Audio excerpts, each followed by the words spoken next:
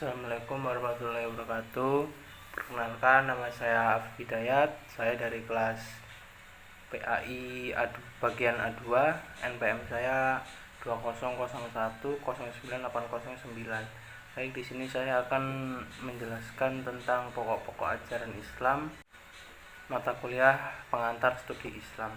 Baik, di sini saya akan menjelaskan 3 pokok-pokok ajaran Islam, yaitu yang pertama mengenai akidah, syariah, dan juga mengenai akhlak. Langsung masuki pembahasan yang pertama, yaitu mengenai akidah. Akidah menurut bahasa berasal dari bahasa Arab, yaitu akada akidatan wa akidatan, yang memiliki arti perjanjian. Maksudnya ialah sesuatu yang menjadi tempat bagi hati dan hati nurani terikat kepadanya. Dalam Islam, akidah merupakan masalah asasi yang merupakan misi pokok yang diemban para nabi. Baik tidaknya seseorang dapat dilihat dari akidahnya, sebab amal soleh hanyalah pancaran dari akidah yang sempurna. Karena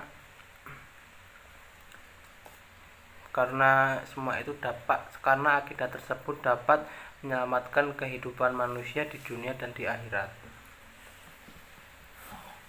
Terus akidah dalam Islam meliputi keyakinan dalam hati tentang Allah sebagai Tuhan yang wajib disembah.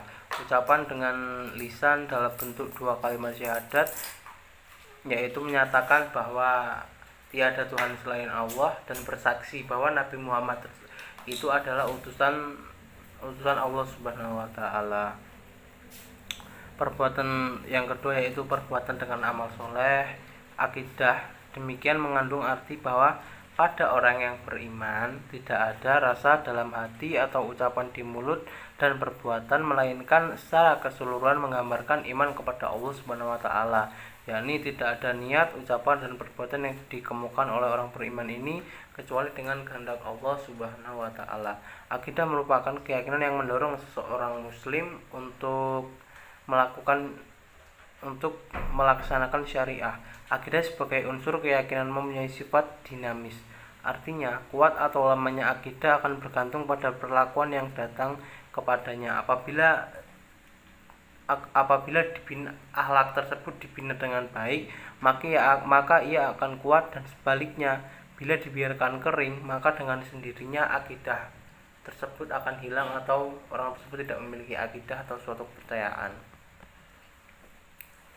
Di sini saya akan menjelaskan sedikit.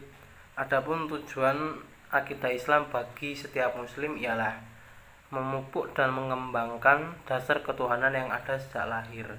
Yang kedua, memelihara manusia dari kemusyrikan. Jadi akidah tersebut dapat menjaga kita semua sebagai umat muslim untuk menjauhi segala kemusyrikan, segala sesuatu yang dilarang oleh Allah lah pokoknya. Yang ketiga, menghindarkan diri dari pengaruh akal yang menyesatkan. Ini memasuki pembahasan yang kedua, yakni mengenai syariah. Jadi pengertian syariah itu sendiri ialah, secara bahasa syariah berasal dari kata syar'a yang berarti sesuatu yang dibuka secara lebar kepadanya. Secara istilah atau terminologi, syariah adalah ketentuan yang ditetapkan Allah Subhanahu wa taala untuk dijadikan pegangan oleh manusia, baik dalam hubungannya dengan Tuhan ataupun hubungannya dengan sesama manusia lain. Syariah tersebut memberikan kepastian hukum yang penting bagi pengembangan diri manusia dan pembentukan dan pengembangan masyarakat yang berperadaban. Syariah meliputi 2 bagian, yakni ibadah dan muamalah. Yang pertama, ibadah itu berkaitan dengan segala ketetapan yang itu semua yang telah diatur oleh Allah Subhanahu wa taala atau segala perintahnya, yakni mengenai syariat sholat, zakat, puasa, dan segala sesuatu yang diberitakan oleh Allah Subhanahu wa taala. Yang kedua yakni muamalah, yaitu yang membahas hubungan horizontal, yaitu hubungan manusia dengan manusia atau manusia dengan lingkungannya, seperti ya kegiatan kita sehari-hari, berdagang atau bertetangga dan yang lain sebagainya. Syariat Islam berfungsi membimbing manusia dalam rangka mendapatkan ridho Allah Subhanahu wa taala dalam bentuk kebahagiaan dunia dan akhirat. Diturunkannya syariat Islam kepada manusia juga memiliki tujuan yang sangat mulia. Pertama, memelihara atau melindungi agama dan sekaligus memberikan hak kepada setiap orang untuk memilih antara beriman atau tidak, karena tidak ada paksaan dalam memeluk agama Islam.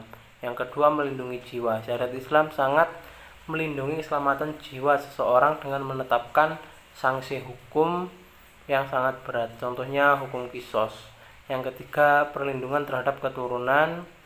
Yang keempat, melindungi kehormatan seseorang, termasuk melindungi nama baik seseorang dan lain sebagainya, sehingga setiap orang berhak dilindungi kehormatannya di mata orang lain dari upaya pihak-pihak lain yang melemparkan fitnah. Misalnya kita difitnah, jadi orang tersebut mendapatkan dosa, seperti itulah syariah.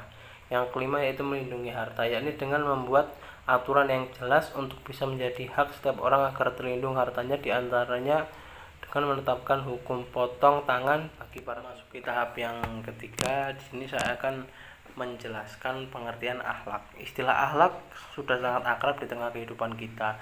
Mungkin hampir semua orang mengetahui apa sih arti kata akhlak, karena perkataan akhlak selalu dikaitkan dengan tingkah laku manusia. Akan tetapi agar lebih jelasnya, mari kita akan membahas mengenai sedikit tentang akhlak itu sendiri itu apa. Kata akhlak berasal dari bahasa Arab, yaitu jamak dari kata hulkun yang secara logistik diartikan dengan budi pekerti, perangai, tingkah laku atau tabiat, tata krama, sopan santun, adab dan tindakan. Kata akhlak juga berasal dari kata kholqo atau khalkun, artinya menciptakan tindakan atau perbuatan. Akhlak memiliki 4 ciri-ciri penting, yaitu akhlak adalah perbuatan yang telah tertanam kuat dalam jiwa seorang sehingga menjadikan kepribadian baik. Akhlak adalah perbuatan yang dilakukan dengan mudah dan tanpa pemikiran. Ini tidak berarti bahwa saat melakukan suatu perbuatan yang bersangkutan dalam keadaan tidak sadar, hilang ingatan atau gila. Akhlak adalah perbuatan yang timbul dari dalam diri orang yang mengerjakannya. Yang keempat, sejalan dengan ciri yang keempat, perbuatan akhlak, khususnya akhlak yang baik, adalah perbuatan yang dilakukan dengan ikhlas semata-mata karena Allah Subhanahu wa taala. Secara umum, bahwa manfaat akhlak untuk membawa ketagihan bagi individu dan juga kebahagiaan bagi masyarakat pada umumnya. Beberapa keuntungan yang didapatkan dari akhlak diantaranya adalah mendapat tempat yang baik di dalam masyarakat, akan disenangi oleh orang dalam pergaulan, akan dapat terpelihara dari hukuman yang sifatnya manusiawi.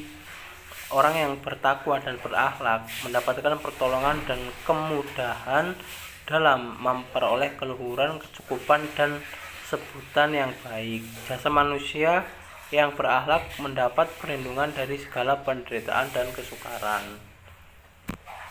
Bagi seorang muslim, usaha yang paling penting dan utama untuk menuju mental yang sehat adalah memantapkan, menguatkan, dan mengokohkan akidah yang ada dalam dirinya. Sebab dengan akidah yang kuat, kokoh, dan mantap, jiwanya akan selalu stabil, pikirannya tetap tenang, dan emosinya terkendali. Untuk memperoleh akidah yang kuat dan kokoh tersebut, seorang harus memperoleh pendidikan akidah yang baik, intensif, dan benar. Sebagaimana dikemukakan terdahulu, pentingnya akidah yang paling utama adalah lingkungan keluarga, baru kemudian sekolah dan masyarakat. Oleh karena itu, akhlak dalam pandangan Islam harus berpijak pada keimanan, iman. Oleh karena itu, akhlak dalam pandangan Islam harus berpijak pada keimanan. Iman tidak cukup hanya disimpan dalam hati, namun harus dipraktikkan dalam kehidupan sehari-hari dalam bentuk akhlak yang baik. Jadi iman yang baik adalah iman yang dipraktikkan. Baik, cukup sekian penjelasan dari saya. Jadi dapat diambil kesimpulan Berdasarkan pemahaman beberapa penjelasan dan pendekatan yang disebutkan, maka dapat diambil beberapa pokok pemikiran penting. Di antaranya adalah konsep pendidikan akidah, yaitu pemberian bimbingan kepada anak didik agar ia dapat mengesahkan Allah sebagai Tuhan serta mampu menghambakan diri kepadanya serta beribadah kepadanya secara benar dan baik. Yang kedua, konsep pendidikan syariah, yaitu memberikan wawasan mengenai apa makna syariah itu sendiri, yaitu mengajari untuk senantiasa kita taat dan patuh terhadap segala perintah dan menjauhi segala larangan yang telah Allah tetapkan. Yang ketiga, konsep pendidikan akhlak, yaitu terlihat lebih condong pada aspek kesempurnaan jiwa manusia. Kesempurnaan jiwa sebagai induk dan pokok dari akhlak. Hal ini dapat ditinjau melalui makna pendidikan, materi, dan metode yang ia digunakan dalam pembinaan akhlak serta berbagai macam aspek-aspek yang ia kemukakan mengenai akhlak merupakan sebuah upaya pendidikan jiwa dalam rangka membentuk seorang anak yang berkepribadian mulia dengan bentuk perilaku yang akhlakul karimah. Baik, cukup sekian video dari saya. Kurang lebihnya saya mohon maaf. Wassalamualaikum warahmatullahi wabarakatuh.